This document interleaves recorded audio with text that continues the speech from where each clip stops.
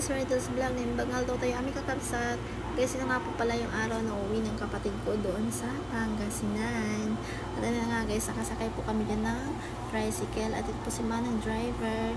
Hatid po niya kami doon sa sakayan mismo ng jeep patungong San Jose, Nueva Ecija. At ayan nga guys, may nakabang pong jeep.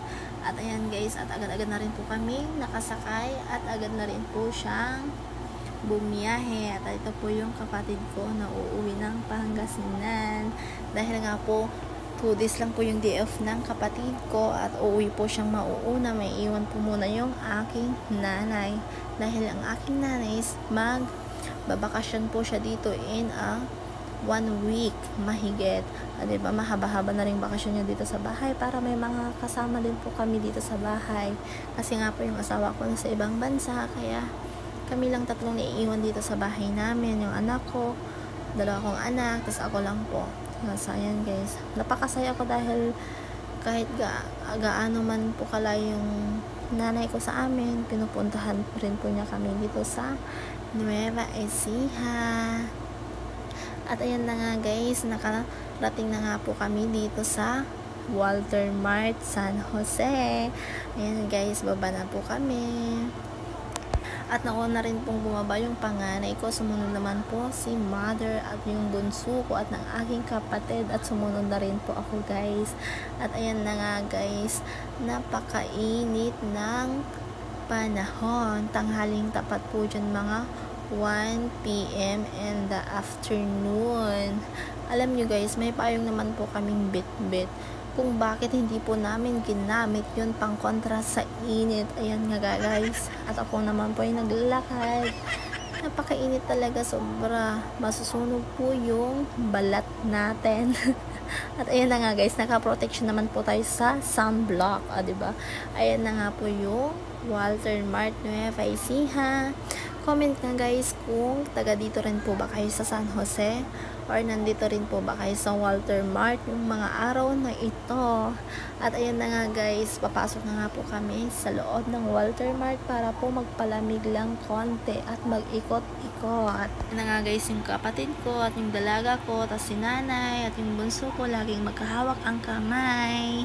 Hawak kamay, di kita iiwan sa paglalakbay. Ayun na nga guys, at napakanta pa talaga ako. Piling magandang boses. Ayun na nga guys, may dalaga na ako at yung kapatid ko na hawak-hawak ang kanyang bag at ayaw ipahawak sa amin. Charot. Hindi guys, nahiya lang kasi yung kapatid kong ipahawak yung bag niya sa amin. At umakyat na nga po kami dito sa 2nd floor. At titingin-tingin lang po kami kung ano po yung titingnan namin sa loob. At may naisip po namin, papasok po kami dito sa loob ng mga nagtitinda ng cellphone. Hindi ko po alam kung yung pangalan ng pwesto nila.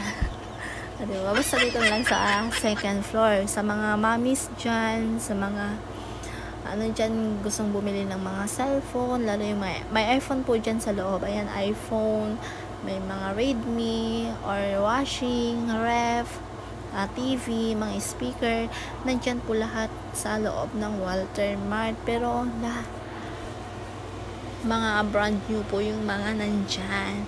So ayan guys, nagtingin-tingin po kami ng cellphone, kaso nga lang po yung cellphone na hinanap namin wala po dyan. At dito na nga po kami napadpad sa kainan ng potato corns. At ayan na nga guys, yung binili ng mga Junakis ko, French fries. Ayan, barbecue flavor. At ayan na nga guys, agad-agad na rin po kaming bumaba dahil nga po si mother ay nahihilo. Ayan, lalo nga po elevator pa nga po yung dadaanan namin at naghahanap po siya ng hagdan, kung may hagdan daw, dahil nahihilo po siya talaga dyan sa elevator at natatakot.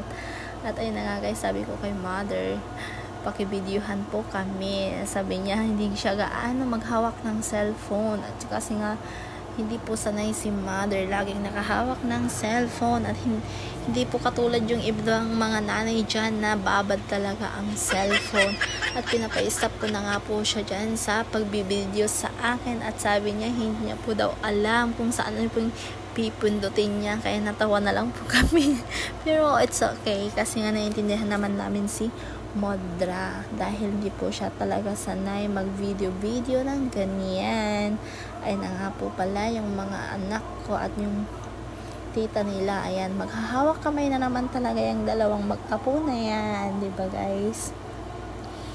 Ayan guys, napakainit ng panahon sa hapon, mga 2:30 PM na po talaga yan, napakainit po. Masusunog po talaga yung balat natin. Ayan yung kapatid ko guys. At ayan na nga po yung anak ko. Ayan, nakala niya picture, hindi niya alam video pala.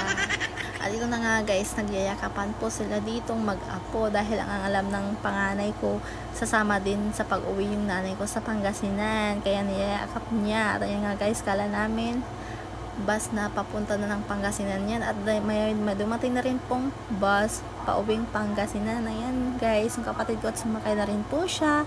Ayan guys, thank you for watching. Ingat ka lagi sister, thank you.